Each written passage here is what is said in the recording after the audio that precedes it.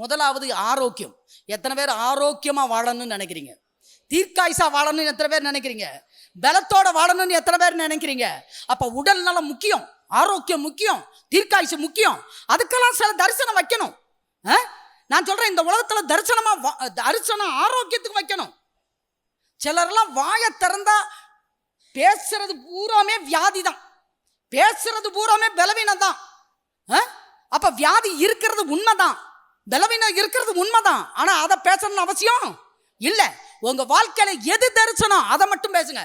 ஆரோக்கியம் தான். நான் இந்த உலகத்தில் ஆரோக்கியமா தான் வாழணும், இதுதான் என் தரிசனம். ஏன் தெரியுமா?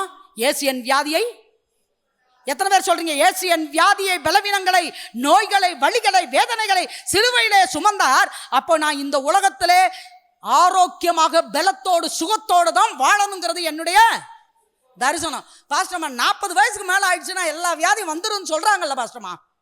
யார் சொன்னா? யார் சொன்னா? உங்ககிட்ட உலகம் சொல்லுது. தேவன் என்ன சொல்றாரு தெரியுமா? நான் என் சமாதானத்தோடே என் பிதாக்களிடத்தில் சேருவேன், நல்ல முதிர் வயதிலே அடக்கம் பண்ணப்படுவேன்.